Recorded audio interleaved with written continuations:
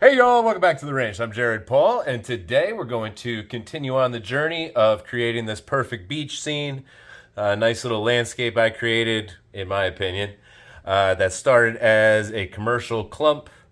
Really boring, center of the pot, like 5 trees. I'm going to attach some older video. It's from a couple of years ago, and then you'll see shortly what it looks like today. So that's what's coming up on today's episode of Jarhead Bonsai.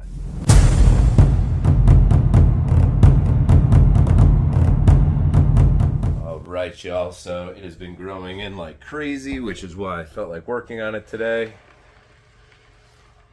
It's end of summer, early autumn here, so any tree work outside I'm pretty much on pause for, just letting those trunks thicken up. So I figure why not turn some attention indoors on a rainy day.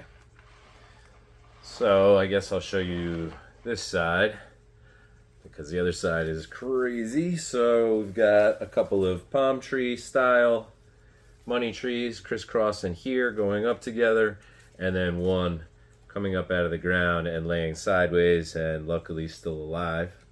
That kind of makes me think of walking down the beach and on a nice tropical island, and then you stop to enjoy conversation and the surf and being on vacation. So that's why I put that there. You could just picture me sitting on there happier than on a rainy day here. All right, so up front, we've got this little money frog. Some say it's bad luck, some say it's good luck for money, but it's money themed, so it made the planting, and a nice shiny rock that it came with in its planting just kind of set out there in the back. I rotate this thing with the sun when it's in the window, so the back becomes the front and vice versa. So that's just easier to show you now, but I'm going to get started. So what I do with these is I prune them back hard and hope for some division, because they don't like to divide. So once again, today it's what we're going to do. So on this one, it came back strong, but again, it's just a singular trunk line. There's no branching coming off of it. So I'm going to go ahead and take it back to, let's see, we'll come back to as high as I can above the first branch there, boom, first leaf. So hoping for a branch to come out here and here. I may remove these leaves, or I may leave them on until the thing kicks off new growth. We'll see when we get to the other ones.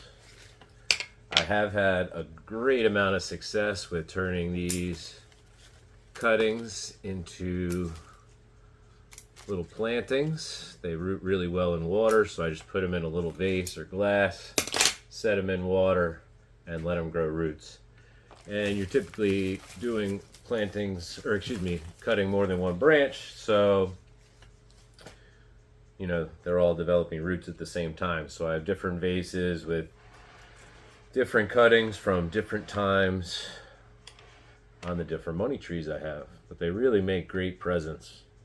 It's way better than just getting like a spider plant or the other easily propagated trees.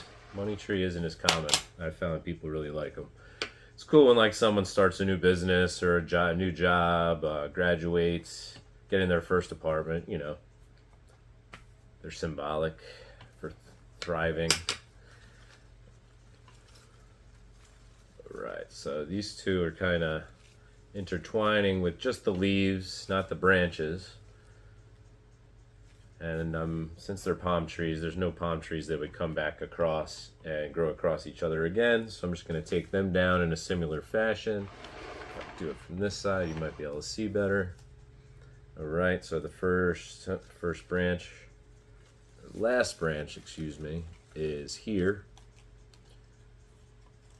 And the next one's here. So I will prune above there so that hopefully we could get 2 branches growing out of this one cut. Always trying to get it divided. And that leaves me a couple inches of room, trunk line, to get it cutting. Now, if you're wondering if you can only get cuttings to propagate. If they're newer wood like the green, or older wood, that's, you know, the wood grain color. I've had success with both, so I'd say just go for it. If you want more money trees for yourself or for presents, just save them.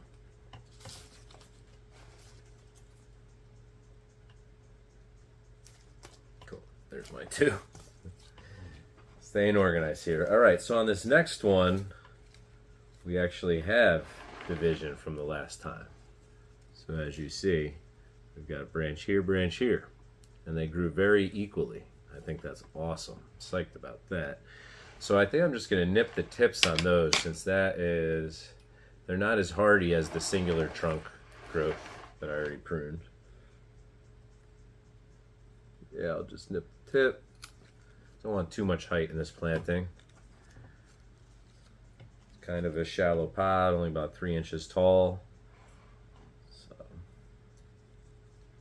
and this one's even shorter, so just nipping the tip. And I think, just so that we could see everything, I'm going to take off all the old growth leaves now. And these little tips, I'm not going to bother with that one. 2 is going to be enough cuttings for me, it looks like. Boom, boom. So you're not actually cutting branches, you're cutting, you know, that's just part of the leaf.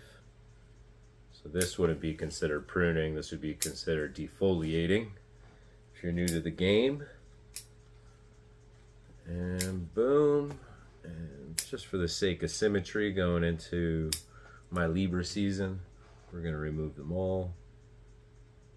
There was one singular tiny baby mealy that was on one of the leaves, but it doesn't seem to be anywhere else, so I'll just keep an eye on it. Alright, I put a really light soil mixture in here. A lot of perlite, so with watering, ideally I would bottom water it, but it's in a shallower decorative drip tray, so I just top water it, and sometimes I just got to move that perlite back into place. I think I'm going to set it up this way now, with this frog diagonally there. Move the stone back here. I like it as a backdrop. So now here would be the ocean, and this would be your seat. Chilling. Actually, we were in the Dominican Republic and we sat on, it was a dead palm tree, but laying on its side there, and this guy, Kiko or Nico, he went and climbed a coconut tree, got us 2 coconuts, made the holes, broke out a couple straws, and I think he asked for whatever. I gave him maybe $5, and we sat there and had fresh pineapple water. It was great. Pineapple milk, water, whatever you would call it. So that's it. Boom.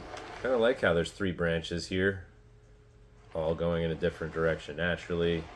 These are dependent upon each other, which is how they would be, like natural growing palm trees along the ocean side, stretching and fighting for sun at the same time, using each other for those crazy winds, you know, for protection.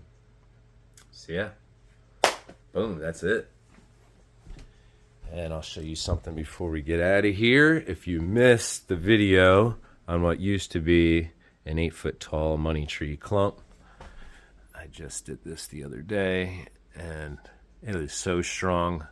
I just know that it's going to kick off a lot of growth really quickly. I'm hoping for some nice branching. I don't want to braid it going up any higher than that, so that's why I'm just leaving them like so. I'm going to develop the canopy from there and really try to refine and get as much branching as I can. So that's the goal with this one. I did not fully defoliate because it's so hardy that it still looks pretty good in its healing process. Boom. All right, so that's going to do it for today's episode of Jarhead Bonsai, y'all. Getting at that money tree, beach planting. Ending summer, going into autumn. It'll be a long time before I hit the beach, seeing how we have Stella just turned 2 and Laura's due in January. So beach vacations, they may just be local for the time being. So I'm Jared Paul, and from my family to yours, cheers.